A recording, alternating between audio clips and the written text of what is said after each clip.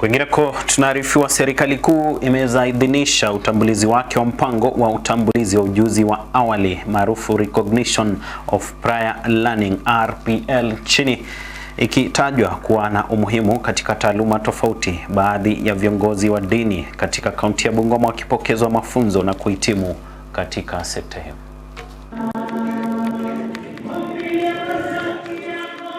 Akizungumza baada ya kuhudhuria hafla ya kuhitimu kwa viongozi wa dini mjini Bungoma, mkurugenzi wa idara ya elimu ya ufundi na mafunzo ya kitaaluma Dr. Stanley Maindi amesema wengi wa viongozi wa dini wamekuwa wakiendeleza shughuli za ibada bila mwelekeo dhabiti wa utendakazi, akisema mpango wa elimu wa Recognition of Prior Learning utawafaa wengi wao kupata vyeti na mwongozo muhimu. Ministers within the Christian ministry who have knowledge, they have a lot of theological knowledge, hata kushinda ile iko kwa vitabu, wanahamasishwa kuhusu huu mpango, wanaweza fanyishwa mtihani, wanafunzwa na wanapata vyeti, na hizo vyeti watapata ni vyeti za kawaida kama yule ameenda kusoma amepata.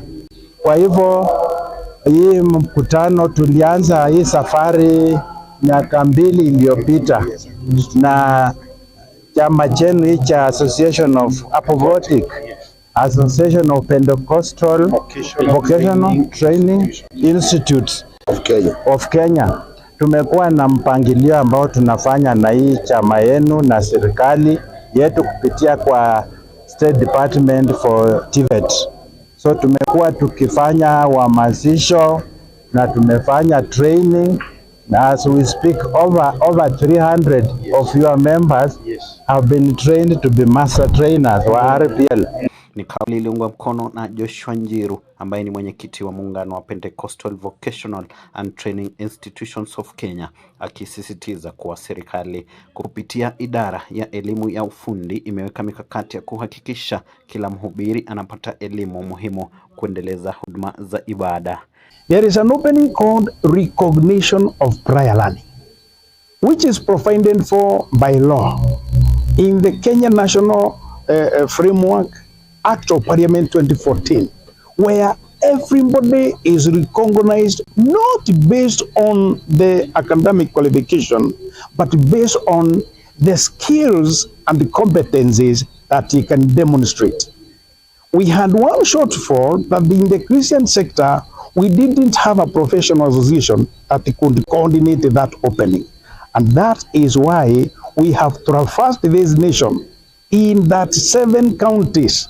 We have created awareness of that opportunity, and bishops and pastors are running to it so that we will be given certification.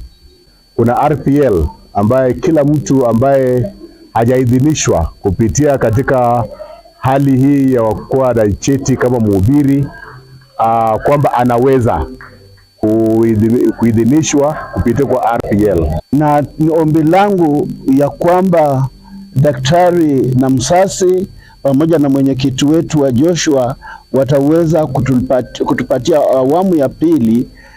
Huu ni mfumo mpya wa kutambua, kusajili, kutahini ujuzi na maarifa ya awali ambayo wachungaji na watumishi wote wa Mungu ambao wamekuwa katika kazi, wamejifunza wakiwa kazini, wamesoma wakiwa chini ya viongozi wao.